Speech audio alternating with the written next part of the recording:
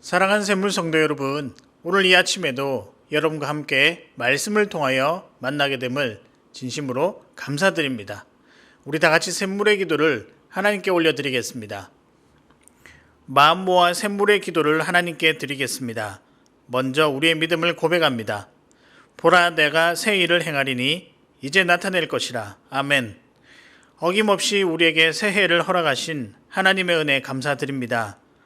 다사다난했던 지난해를 뒤로하고 하나님의 새일 행하심을 기대하며 믿음으로 희망찬 걸음을 걷게 하소서. 교회와 예배를 위해 기도합니다. 아름답고 거룩한 것으로 여호와께 예배할지어다. 온 땅이여 그 앞에서 떨지어다. 아멘. 시와 찬송과 신령한 노래로 찬양받기에 합당하신 하나님, 우리의 예배가 거룩하고 아름다운 예배가 되게 하소서. 예배 가운데 친히 임재하시고 우리에게 예배를 사모하는 뜨거움을 주소서. 주님의 피로 세우신 이 교회를 흥왕하게 하시고 하나님의 살아계심과 온 세상의 주인 되심을 드러내는 교회 되게 하소서. 다음 세대를 위해 기도합니다. 내가 내 자녀들이 진리 안에서 행한다 함을 듣는 것보다 더 기쁜 일이 없도다. 아멘. 우리 샘물의 자녀들이 무엇보다 하나님을 경외하며 진리 안에 행하는 자들이 되게 하소서. 미래를 하나님의 꿈으로 채워가며 하나님을 자랑하며 살게 하소서. 세상을 변화시키는 힘을 소유하여 어디에 있든 선한 영향력을 끼치는 푸른 의의 나무들로 세워주소서. 시니어 세대를 위해 기도합니다. 사랑하는 자여, 내 영혼이 잘됨 같이 내가 범사에 잘되고 강건하기를 내가 간구하노라. 아멘. 하나님, 우리 어른들을 통해 경험과 지혜를 배우게 하시니 감사합니다. 이분들이 걸어오신 신앙의 걸음을 유업으로 잘 받아 이어가게 하소서. 노년기에 찾아올 수 있는 소외감, 절망감, 두려움으로부터 지켜주시고 천국을 소유하고 소망하는 자로서 기도에 힘을 더하여 주소서. 어른들의 기도로 샘물이 더욱 든든히 세워져 가게 하소서. 나라를 위해 기도합니다. 이는 물이 바다를 덮음같이 여호와의 영광을 인정하는 것이 세상에 가득함이니라. 아멘. 전례 없는 전염병의 아픔을 겪고 있는 이 나라에 긍휼을 베풀어 주셔서 속히 두려운 어둠에서 벗어나게 하시고 이전의 일상을 회복하게 하소서. 위정자들에게 지혜를 주셔서 나라의 여러 위기들을 잘 극복하게 하시고 이 나라가 더욱 부강한 나라, 하나님의 영광을 인정하는 나라가 되게 하소서. 목장과 환우들을 위해 기도합니다. 만일 한 지체가 고통을 받으면 모든 지체가 함께 고통을 받고 한 지체가 영광을 얻으면 모든 지체가 함께 즐거워하느니라. 아멘. 샘물의 목장이 그리스도 안에 한 몸임을 기억하며 서로에게 필요한 기도의 분량을 채워주는 아름다운 목장이 되게 하소서. 병중에 있는 분들의 아픔과 고통을 외면치 마시고 믿음으로 승리하게 하시고 주의 능력의 손으로 만져주시고 치유하여 주소서. 오늘도 샘물 성도의 하루를 지키시고 주의 뜻대로 인도하여 주소서. 예수님의 이름으로 기도합니다. 아멘. 오늘의 말씀은 요한복음 2장 1절에서부터 12절까지의 말씀입니다. 사흘째 되던 날 갈릴리 가나에 혼례가 있어 예수의 어머니도 거기 계시고 예수와 그 제자들도 혼례 청함을 받았더니 포도주가 떨어진지라. 예수의 어머니가 예수에게 이르되 저들에게 포도주가 없다 하니 예수께서 이르시되 여자여 나와 무슨 상관이 있나이까. 내 때가 아직 이르지 아니하였나이다. 그의 어머니가 하인들에게 이르되 너희에게 무슨 말씀을 하시든지 그대로 하라 하니라. 거기에 유대인의 정결 예식을 따라 두세 통 드는 돌 항아리 6이 놓였는지라. 예수께서 그들에게 이르시되 항아리에 물을 채우라 하신즉 아기까지 채우니 이제는 떠서 연회장에게 갖다 주라 하시매 갖다 주었더니 연회장은 물로 된 포도주를 맛보고도 어디서 났는지 알지 못하되 물 떠온 하인들은 알더라. 연회장이 신랑을 불러 말하되 사람마다 먼저 좋은 포도주를 내고 취한 후에 낮은 것을 내거늘 그대는 지금까지 좋은 포도주를 두었도다 하니라. 예수께서 이 첫 표적을 갈릴리 가나에서 행하여 그의 영광을 나타내심에 제자들이 그를 믿으니라. 그 후에 예수께서 그 어머니와 형제들과 제자들과 함께 가버나움으로 내려가셨으나 거기에 여러 날 계시지는 아니하시니라. 아멘. 오늘의 말씀은 예수님입니다. 여러분이 잘 알고 계시는 예수님입니다. 요한복음은 예수님은 어떤 분이신가에 대한 그 말씀으로 가득 채워져 있습니다. 그분의 일생, 그분의 사역, 그분의 가르침이 이 요한복음에 자세하게 기록이 되어 있습니다. 그런 의미에서 우리는 요한복음을 귀하게 잘 묵상하셔서 예수님에 대해서 잘 알아가시고 또 그 예수님이 나와 어떤 관계에 있는지 그 귀한 깨달음들을 얻으시는 여러분 되시기를 바랍니다. 오늘 본문은 여러분이 잘 아시는 가나 혼인잔치 이야기입니다. 예수님이 행하셨던 첫 번째 표적입니다. 이 사건은 예수님이 메시아로서 오신 것을 나타내는 수단, 즉 표적이라고 부르고 있습니다. 이를 통해 우리는 예수님은 어떠한 분이다라는 것을 발견할 수 있습니다. 그러면 오늘 가나 혼인잔치에 나타난 이 여러 가지 상황 속에서 나타난 이 예수님, 또 여러 모습을 보여주셨던 이 예수님은 어떤 분일까요? 바라기는 이 예수님을 오늘 여러분 아시고 우리 삶과 밀접한 그분을 믿고 의지하는 귀한 성도님들 되시기를 바랍니다. 그렇다면 예수님은 어떤 분이실까요? 첫 번째, 능력이십니다. 예수님은 우리 문제를 해결해 주시는 능력이십니다. 다른 문제가 아니라 나의 문제, 우리의 문제를 해결해 주시는 분이 예수님이란 사실입니다. 또 하나 더 있습니다. 우리가 해결할 수 없는 일을 해결해 주시는 그 능력이 바로 예수님입니다. 사건의 발달은 3절에 포도주가 떨어진 것에서부터 시작됩니다. 혼인잔치의 포도주는 당시 문화로 가장 중요한 음식 중에 하나였으며 이 포도주가 어떤 것이냐에 따라서 이 잔치의 분위기가 좋아질 수도 있고 또 잔치의 분위기가 식을 수도 있을 만큼 포도주는 굉장히 중요한 음식이었습니다. 10절에 보면 말하되 사람마다 먼저 좋은 포도주를 내고 취한 후에 낮은 것을 내거늘 그대는 지금까지 좋은 포도주를 두었도다 하니라고 이야기를 하고 있습니다. 그래서 좋은 포도주를 지금까지 유지하고 있었다는 것, 사람들에게 대접할 수 있었다는 것에 대해서 칭찬을 하고 있는 그런 장면입니다. 그런데 문제는 이 포도주가 금방 떨어진 것입니다. 문제가 생겼는데 그 문제는 포도주가 지금 동이 났다는 것입니다. 여러분, 이런 상황 가운데서 우리 예수님께서 7절 이하에 이런 행동을 또 이런 답을 제시하십니다. 항아리에 물을 채우라. 그리고 그 물을 연회장에게 가져다 주어라 라고 말씀하십니다. 실제로 하인들이 항아리에 물을 채우고 또 물을 채운 그 항아리를 연회장에게 가져다 주었습니다. 그리고 많은 사람들이 포도주를 계속 마시게 했습니다. 잔치가 끝날 때까지 하나의 부족함 없이 포도주를 다 마셨습니다. 물이 변하여 포도주가 된 것입니다. 이 능력을 누가 보여주셨습니까? 우리 예수님이십니다.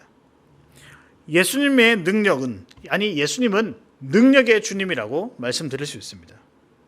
현실에 일어나는 여러 문제들을 해결해 주시는 분이 능력의 주님, 예수님이라는 사실입니다.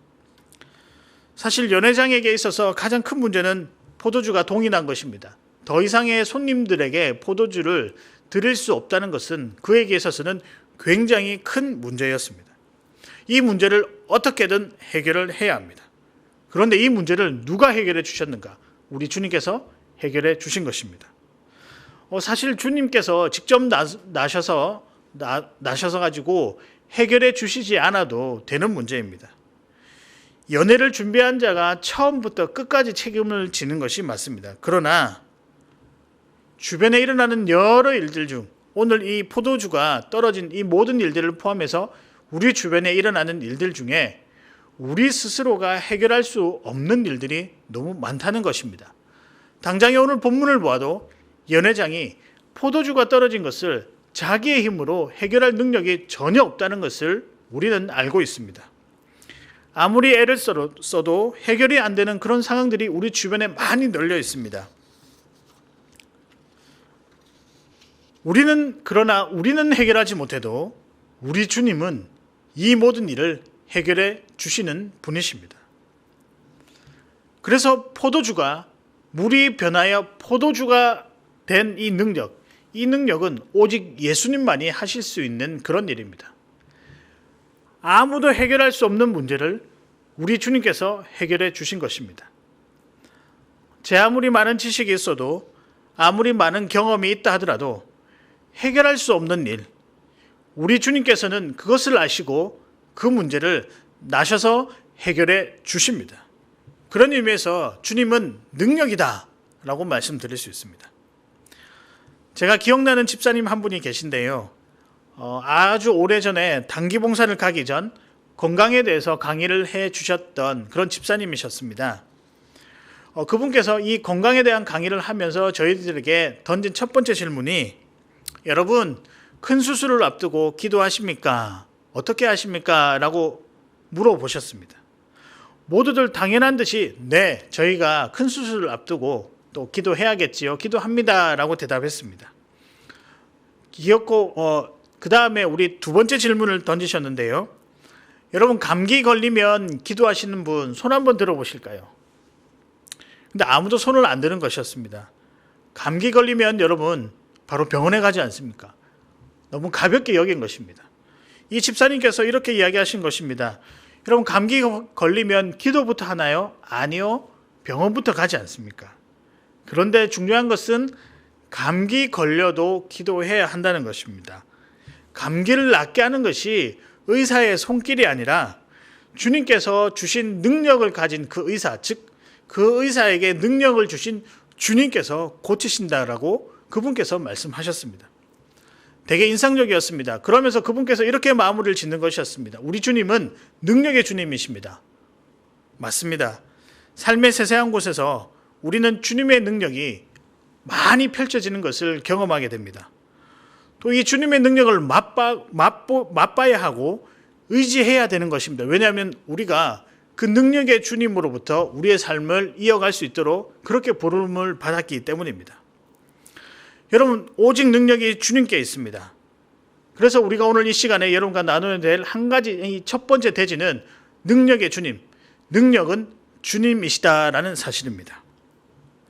자, 그렇다면 다시 한 번 더 질문 드리겠습니다. 예수님은 누구실까요? 두 번째, 기쁨입니다. 우리 주님이 어떤 분이시냐라고 하면 저는 주저없이 기쁨입니다라고 확신 있게 말씀드리고 싶습니다. 우리 주님은 항상 좋은 것으로 최상의 것으로 삶을 채워주시는 분이십니다. 이 체험, 이것을 우리는 기쁨이라고 부릅니다. 그래서 주님은 기쁨이십니다라고 말씀드릴 수 있습니다. 오늘 본문은 사실 당황스러운 문제로 시작합니다. 그러나 결말은 해피엔딩으로 끝납니다. 10절을 다시 보실까요? 말하되 사람마다 좋은 포도주를 내고 취한 후에 낮은 것을 내거늘 그대는 지금까지 좋은 포도주를 두었도다 라고 하니 라고 되어 있습니다. 처음부터 끝까지 좋은 포도주 때문에 이 잔치가 훨씬 더 풍성해진 것을 우리가 보게 됩니다. 만약에 중간에 포도주가 너무 동이 나서 공급할 수 없었거나 또 처음부터 조금 부족한 포도주를 마셨다면 어쩌면 잔치가 그렇게 풍성해지지 못했을 수도 있을 것 같습니다. 그러나 주님의 능력으로 인해 물이 변하여 포도주가 되었고 그 포도주가 모든 사람을 만족하여 기쁨이 되었던 것입니다. 그런 의미에서 우리 주님은 기쁨이십니다. 문제 해결도 해결이지만 그 이후에 우리 삶에 기쁨이 있다는 것입니다. 우리 주님은 단순한 문제 해결을 하신 것뿐만 아니라 더 나아가서 삶의 만족이 있고 삶의 행복이 있고 삶의 기쁨이 있다는 것, 여러분 기억하시길 바랍니다. 혹시 이런 찬양 기억하십니까? 주님 한 분만으로 나는 만족해, 나의 모든 것 대신 주님 찬양해. 성도 한 사람의 고백이지만 진심이 묻어나는 그런 찬양 같지 않습니까? 주님 한 분만으로 나는 만족해. 나의 모든 것 대신 주님 찬양해. 주님께서 내 문제를 해결해 주시고 난 이후에 성도가 얼마나 기뻤으면 주님 한 분만으로 모든 것을 만족해 라고 하는 이 고백이 우리의 고백이 되었으면 참 좋겠습니다.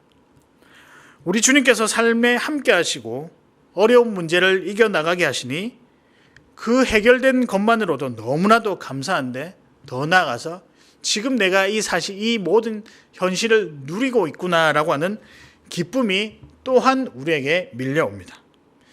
이것은 주님만이 우리에게 주실 수 있는 기쁨입니다. 그래서 주님은 기쁨입니다. 여러분, 우리 주님은 기쁨입니다. 이 기쁨을 주님을 통해 누리시는 여러분 되시기를 바랍니다. 예수님은 누구신가? 첫째, 능력이십니다. 우리 삶의 문제를 해결해 주시는 오직 유일한 분이 예수 그리스도입니다. 둘째, 주님은 기쁨입니다. 주님 자체가 기쁨이지만 내 삶에 더 얹어지는 문제 해결의 기쁨이 주님이란 사실입니다. 마지막으로 주님은 믿음입니다. 예수님은 누구신가? 믿음입니다. 우리가 믿어야 할 대상은 오직 주님이십니다. 그래서 주님은 믿음이라고 말씀드리고 싶습니다. 오늘 사건은 문제 발생으로 시작해서 문제 해결, 그리고 기쁨으로 마무리됩니다. 여기에 한 가지가 더 있습니다. 11절에 예수께서 첫 표적을 갈릴리 가나에서 행하여 그의 영광을 나타내심에 제자들이 그를 믿으니라고 하고 있습니다. 1절에 보면 예수님과 제자들이 이 혼인잔치에 함께 참여했습니다. 거기서 표적을 행하시는 예수님을 그들이 경험한 것입니다. 앞서서 이 상황을 표적이라고 말씀드렸는데요. 앞으로 알게 될 메시아, 하나님의 아들을 표시하는 이적이 오늘 상황입니다. 그것을 통하여서 예수님께서 궁극적으로 의도하셨던 바는 이 예수님, 이 제자들의 눈앞에 있는 이 예수님을 뭐해라? 믿으라 라는 것입니다. 우리가 조금 더 눈여겨보아야 할 단어가 11절에 나와 있는데요.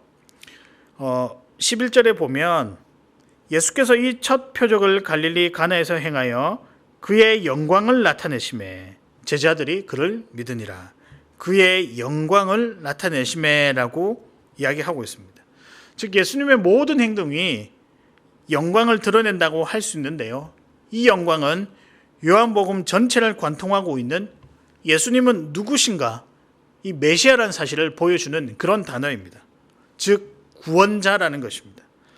제자들에게 보여주신 이유가 그들의 믿음, 이 믿음으로 말미암아 너희가 구원을 얻을 것이다 라는 것을 보여주기 위함입니다.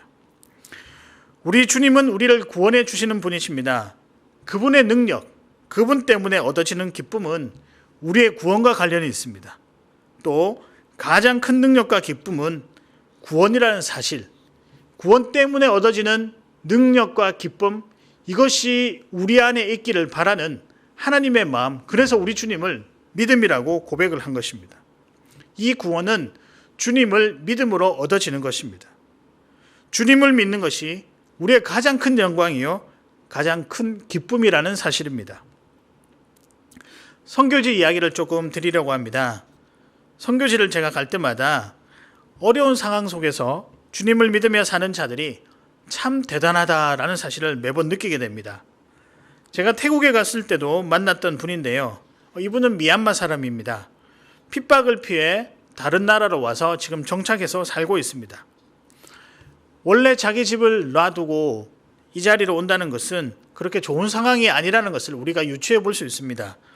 집도 변변찮고요. 재산도 없고 하루 벌어서 하루 살아가는 그런 참 어려운 형편입니다. 그런데도 그분들이 갈 때마다 항상 밝게 맞아주시고 대해주시고 어떤 때는 보면 곁에서 보면 별로 근심이 없어 보입니다. 그래서 제가 한번 물었습니다. 죄송하지만 상황 자체가 객관적으로 봐도 참 어려울 텐데 왜 이렇게 얼굴에는 기쁨이 가득하십니까? 근심이 별로 없어 보이십니까? 라고 하면서 여쭤보았습니다. 그런데 그 성도님들의 대답은 간단했습니다.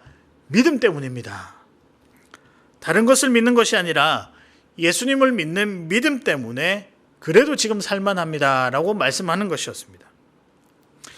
성도인 우리들에게 흔한 대답이고 너무 자연스러운 그런 대답이지만 그분을 통해 들었을 때는 마음속 깊은 여운이 남는 것을 우리가 느꼈습니다. 맞습니다. 우리가 다른 것을 믿는 게 아니라 오직 주님을 믿습니다. 우리의 구원은 주님을 믿기 때문에 얻어진 것입니다. 그래서 우리 주님은 믿음입니다. 이 주님이 아니면, 이 믿음이 아니면 우리는 사실 아무것도 아닙니다. 여러분 기억하십시오.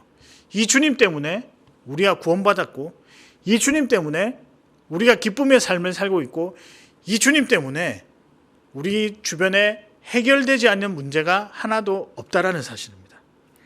말씀을 정리합니다. 오늘의 말씀은 예수님입니다.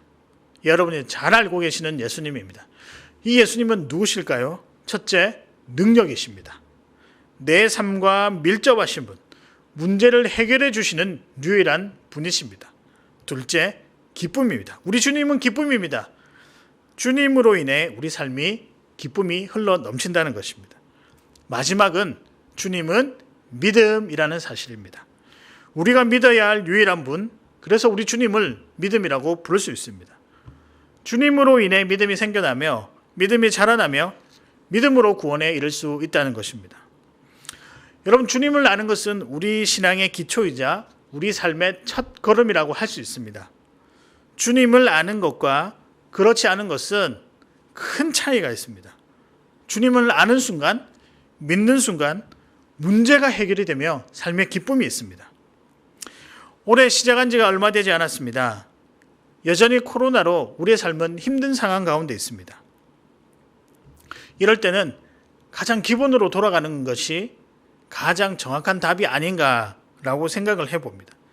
우리 삶의 형편이 만족하지 못하고 때론 절망적이어 보여도 그럼에도 불구하고 우리가 주님이라는 이분을 통해서 다시 회복해야 되고 이분을 통해서 힘을 내야 될 것, 이것이 성경에서 말하고 있는 우리를 향한 믿음의 내용들입니다. 그래서 여러분, 오늘 하루 이 예수님을 묵상하시면서 그분이 주시는 능력, 기쁨, 믿음, 그 믿음을 의지하면서 살아가시는 우리 사랑하는 샘물 성도 여러분 되시기를 주의 이름으로 축복합니다.